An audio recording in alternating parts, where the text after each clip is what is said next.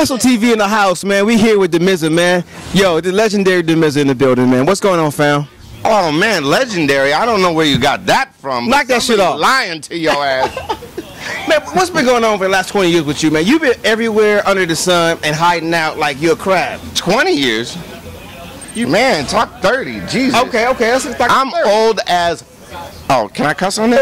You do whatever you like, man. You do whatever you like, but it's your world, man. Nah, you know, I've just been working really, really hard and you know, just falling back in love with the music, man. You know, because for a while there, I just got disenchanted with just all the bullshit in this business, man. The bubblegum rap, yeah, the lyrics. I mean, we came up with lyrics. Right. The sound was from the East Coast, you knew that. The sound was from Texas, you knew that. California cats, you knew that. Now everybody sound like everybody else. Well, you know, and what's kind of a trip to me, like even like with the new NWA resurgence and all of that, we're reverting back to the 808 clap, you know, hi-hat, that kind of stuff. So to me, I'm the happiest motherfucker on the planet because I'm like, this is what I'm talking about. This brings back memories. I mean, Aftershocks, the Arabian Princess. Yeah, but see, you know what killed me about that movie? What happened to NWA and the Posse? You know what I'm saying? What happened to Arabian Prince? You know, what happened to... The member of NWA. You know what I'm saying? And DLC was the 7th member. And like JJ Fad and, you know, all of that kind of stuff. So to me, I was just like, yo, I hope that the young people do the research. You know what I'm saying? And go through and find the credits and, you know, go back and see who did what. Who's Mailman? Who's a Glove? Who's, you know, all of these guys, a nephew that played the background in these things. That, DJ Unknown, I met him. No, the Scorches, all of that kind of stuff that made these records classics, bro. Hey, R.I.P. Roger Clayton. Yeah, R.I.P. Hey, man, but look, everybody's looking for the surface stuff. They don't never go deep down digging the crates. But you know, the thing to me is, it's like, I was always a credit reader. You know what I'm saying? It's like, you know, I have a good friend here tonight, Mr. Criminal, who's the biggest Latin rapper in the freaking business, has set I know records. Who he is. I've seen him before. Well, but here's the thing: people don't know he's also a video director. Just did TQ's video, which is Coming Home, which is a freaking mega video, and it's like, people do different things, and it's like you might have the most intelligent rapper in the world, who's also the biggest Latin rapper in the world, but he freaking takes that hat off and he puts another hat on, and he's running around at conventions shooting EPKs and doing videos for other cats. That's what the thing is we've got to multitask. We've got to do that. I got Critical here tonight, who's an incredible beat maker. I got Cindy here, who does incredible radio promotion. We got everybody here that does great things for mass appeal people, and that's what's so dope about TQ's project is it brought everybody together to one freaking thing, and you have every race, every genre, everybody coming together to work on one project. But you started that back in the day. You were not just one person. You were not, you know, you were like, okay, the Baker Boys over here. Power 106 over there. Let's bring everybody over here. Let's talk about Big Boy over here. Let's go over here just because I'm not a hater. You know what I'm saying? I was always the person that wanted to bring everybody together. You know what I'm saying? Because that was my whole thing. And like even with the East-West beef, you know, we were talking about this the other night, and I was like, yo, the East-West beef, and Lee Porter even testified to this. You know, we said, you know what East-West beef? So I put Biggie on stage, and I brought Snoop out and made him freaking stand there with Biggie. And we just said, yo, there is no problem here. That's an individual problem. You know what I'm saying? If one person has a problem with another one, deal with that as grown men. Don't make it a whole coast beef. Are you nuts? And the fans were so confused by it. I was like, come on, knock it off. And it had nothing to do with that. I put Snoop Dogg on stage with Jay-Z in New York. At the height of that shit.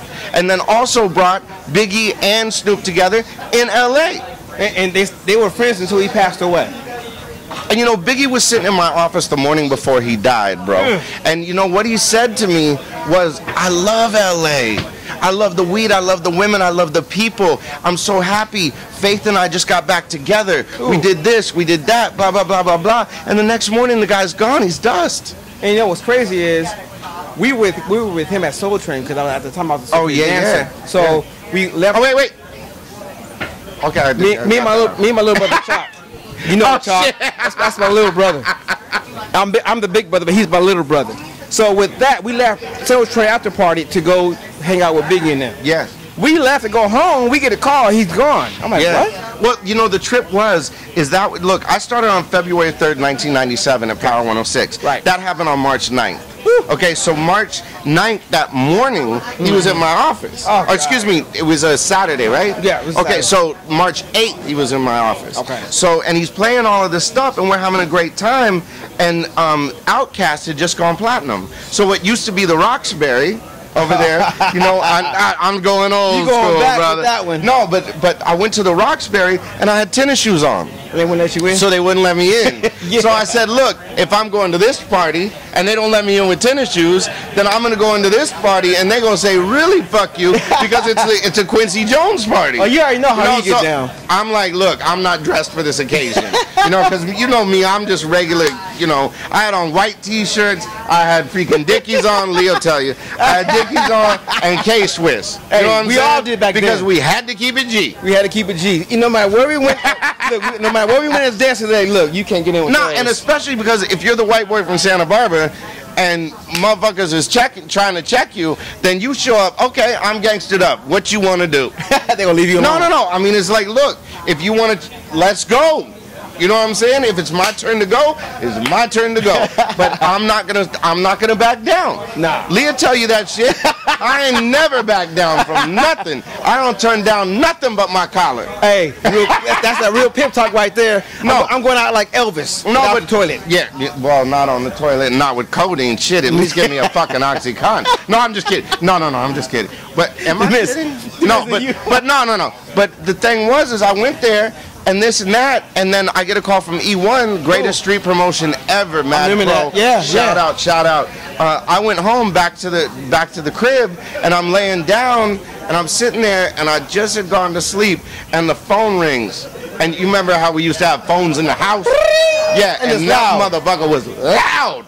So I'm like, hello, and he goes, yo, he's gone.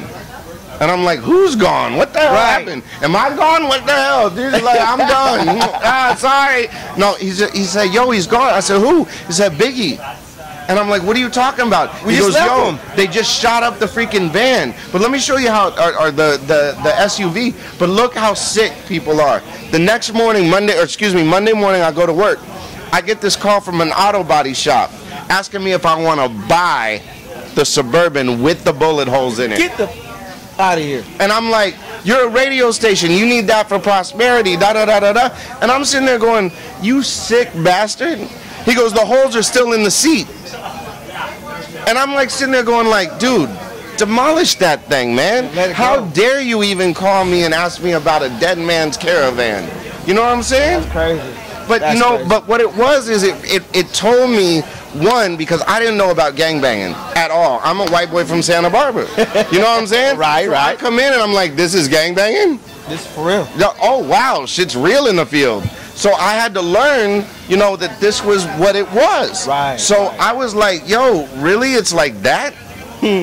So, you know, I just kind of like adapted to the motion and just kind of went, man, like, we gotta watch ourselves. You gotta be careful, man. What in any aspect of life nowadays, and it trenches back, especially back in the day. And nowadays, you know, we lived through the death row era, player. Woo! I actually got along with Suge. We both did. Yeah.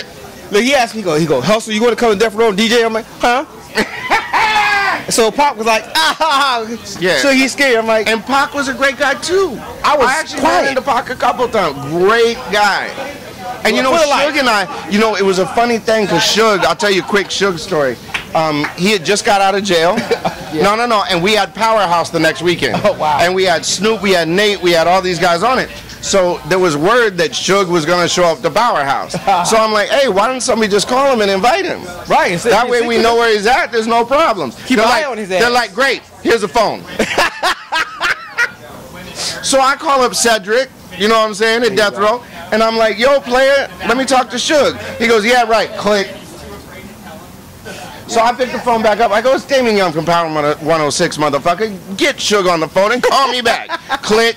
953-4200. Click. He calls back. He goes, no one calls here for Suge, dog. I didn't know. I'm sorry.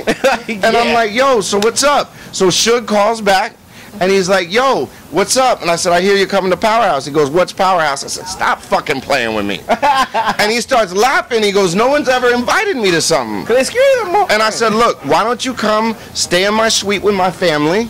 And, you know, whoop-de-whoop, we'll be good. He goes, wow. He goes, all right. So then Reggie White shows up, and he says, yo, Suge brought one extra person. Is that okay? And I'm like, motherfucker, showing respect. There you go. I said, tell him to come on up. So he comes on up, and he goes, Dame, the first thing I'm going to tell you, this is your house. I will not cause a problem here because you invited me as a guest. Oh, shit, okay. And I'm like, this is Suge Knight? I was like, wow, then somebody must have a problem somewhere down the line. Exactly. Now, look, that taught me if you a G and you deal with a G like a G, then you don't have no problems. At all. You act like a bitch and you scared like a dog, you gonna have a problem. A big problem. But he was great through the whole night. The only thing that happened was it was funny as shit. C Murder comes up to me and says, yo, I want to meet Suge. I'm like, okay, so I take him upstairs. Suge grabs him. And I'm like sitting there going like, oh shit. I'm like, it's gonna go down. Suge gonna kill him. You know, that, and they said whatever, and C Murder's like, yeah. He walked out, I go, C, is everything cool? He said, yeah. I walk up to Suge, don't make me beat your ass, motherfucker. And you know what he said to me? He goes, Dame, like I said at your house, I swear to God, it's just he sampled Tupac and didn't get clearance, so I had to have a conversation with him. As you're supposed to. But it was dope because he sat there and watched the entire show, did not have a problem. Now here's the eerie shit. The next morning, I wake up, I hear a knock on the door. I'm like, what is that?